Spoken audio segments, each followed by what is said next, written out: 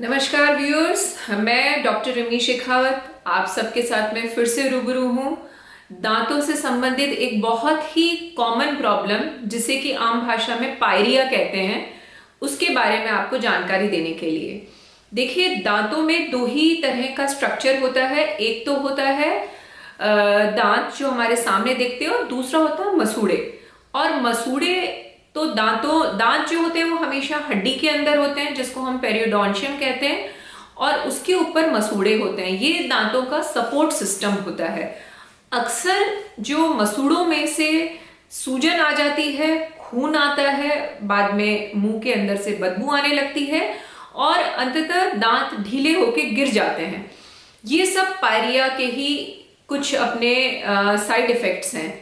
Pyorrhoea एक बहुत ही common problem है और ये ऐसी परेशानी है जिसे हम ये कह सकते हैं कि जैसे एक बार ब्लड प्रेशर हो जाता है या डायबिटीज हो जाती है तो उसके लिए हमें लाइफ लॉन्ग सजग रहना पड़ता है, उसके लिए दवा लेनी पड़ती है। उसी प्रकार से पायरिया भी एक ऐसी परेशानी है जिसके लिए हमें नियमित रूप से बहुत ध्यान रखना पड़ता है अपने दांतों का, और उसके लिए कुछ न कुछ हमें ऐसे मेजर्स यूज करने पड़ते हैं अपनी ओरल हाइजीन को मेंटेन करने के लिए कि पायरिया का हमारे को बहुत ज्यादा साइड इफेक्ट या बहुत ज्यादा नुकसान ना हो।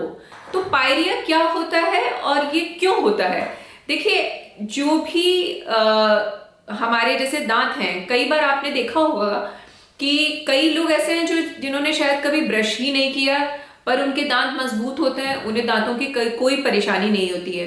और कई बार ऐसा देखा जाता है कि कई हमारे पेशेंट्स आते हैं हमारे पास कि डॉक्टर साहब, हम तो दिन में 3 बार ब्रश करते हैं, हम माउथ वॉश यूज करते हैं, फ्लॉस करते हैं और खाने का भी इतना ध्यान रखते हैं, फिर भी हमें ये परेशानी क्यों होती है? तो इसमें सबसे बड़ा पहला कारण होता है जेनेटिक्स का।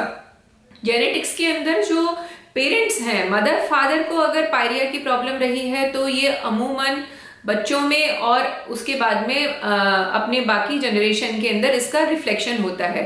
वजह होती है कि सलाइवा यानी कि जो लार है, लार का जो एक स्ट्रक्चर है, लार का एक चिपचिपापन है, वो तय करता है कि आपके मुंह के अंदर एसिडिक मीडियम ज्यादा रहेगा या एल्कलाइन मीडियम ज्यादा रहेगा।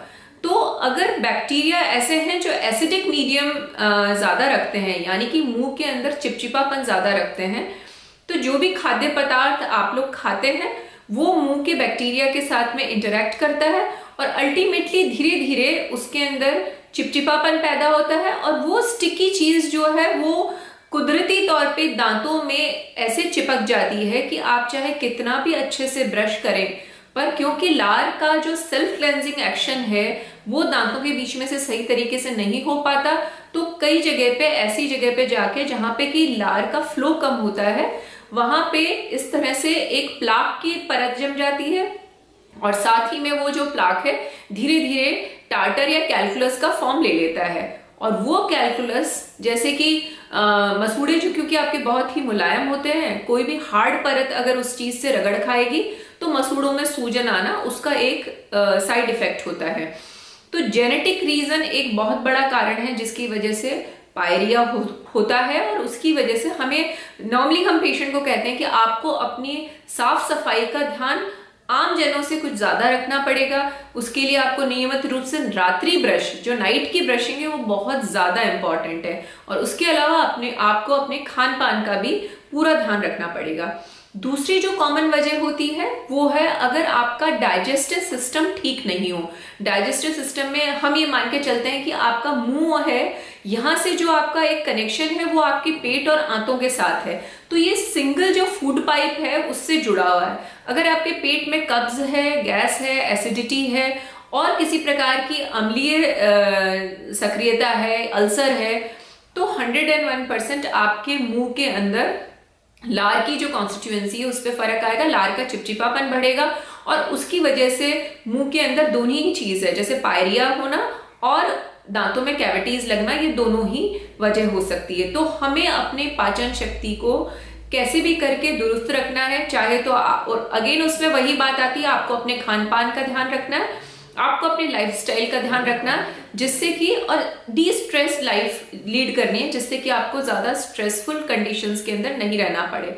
डाइजेशन के बाद में तीसरी चीज आती है, आपको कोई अंडरलाइन और डिजीजेस नहीं है, जैसे कि शुगर। डायबिटीज एक बहुत बड़ा कारण है जिसकी वजह से मसूड़ों के अंदर भी अगर डायबिटीज या शुगर बढ़ती है तो मसूड़ों में इसका रिफ्लेक्शन होता है और मसूड़ों के अंदर सूजन आ जाती है और पायरिया एक वजह है। इसके अलावा भी कई और कंडीशंस भी है, इवन जैसे हार्ट पेशेंट्स हैं या जिनको ब्लड प्रेशर की दवाइयां हैं बहुत समय से चल रही है, उन दवाइयों का साइड इफेक्ट भी अल्टीमेटली मसूड़ों की सूजन के रूप में आता है। तो अगर बॉडी के अंदर कोई आपकी बीमारी है जिसके लिए आप लॉन्ग टर्म इलाज ले रहे हैं तो भी वो पायरिया या जिंजिवाइटिस या मसूड़ों का रोग का कारण बन सकती है। चौथी चीज होती है हैबिट्स। हैबिट्स कई बार होती है कि किसी वजह से हम लोग माउथ ब्रीदर हो जाते हैं, मुंह से सांस लेते हैं, नाक के सांस लेने की बजाय अगर आप मुंह से सांस लेते हैं, जिसकी भी कई वजह हैं कि आपके अगर नाक में कोई बनावट में कोई गड़बड़ है या नाक के द्वारा सांस लेने के रास्ते में कहीं कोई रुकावट है, उसके लिए आपको हमेशा ईएनटी ओपिनियन लेना पड़ेगा। कई बार जो बच्चा जैसे बचपन में अंगूठा चूसता है या कई समय तक अगर बॉटल से दूध पीता है तो भी उनमें दांतों का जो शेप है, दांत बाहर की ओर आ जाते हैं, ऊपर का जो जॉ है, जॉ लाइन है अपना, वो बाहर की ओर आ जाता है। तो उसकी वजह से माउथ ब्रीदिंग हैबिट भी बच्चों में डेवलप हो जाती है और वो एक बहुत बड़ा कारण होता है कि आपके मसूड़ों में सूजन आ जाए, जिंजिवाइटिस आ जाए। उसके अलावा भी कई तरह के इडियोपैथिक रीजंस भी होते हैं। कई पेशेंट्स ऐसे आते हैं कि साहब हमें कहीं कोई प्रॉब्लम नहीं है, फिर भी हमें इस तरह से मसूड़ों के अंदर से खून आता है, अक्सर बार बार हम सफाई भी करवाते हैं फिर से हो जाता है। दूसरा एक प्रेगनेंसी इंड्यूस्ड जिंजिवाइटिस भी होता है, स्पेशली महिलाओं के अंदर ये देखा जाता है, जैसे कि अगर वो प्रेग्नेंट हैं तो उनमें हार्मोनल चेंजेस आते हैं। और इसके अलावा कई बार जैसे पीरियड्स के आसपास भी, मीनोपॉज में या मेनार्की जब होती है या आपका जो भी मंथली साइकिल होता है, तो हार्मोन्स के बदलाव की वजह मसूड़ों के अंदर एक सूजन देखी जाती है। तो ये कई तरह की जो कॉमन चीजें हैं जो मैंने आपको बताई है कि ये वजह है पायरिया की या जिंजिवाइटिस की। तो अल्टीमेटली आज के इस पूरे मेरे इस लेक्चर का जो आपको मैंने आपके साथ वार्ता करी है उसका एक ही क्रक्स निकला है कि अपने खाने पीने पे, अपने डाइट पे, अपने लाइफस्टाइल पे और अपनी एक्सरसाइज पे अगर आप ध्यान रखेंगे तो आपको पायरिया या दांत से संबंधित कोई भी परेशानी छू भी नहीं सकेगी। और अपना सही तरीका आप अपने भोजन खान पान में इस्तेमाल करिए। आप अगर स्वस्थ रहेंगे, आपके मसूड़े स्वस्थ रहेंगे, आपके दांत स्वस्थ रहेंगे और आपकी मुस्कान बरकरार रहेगी। Thank you.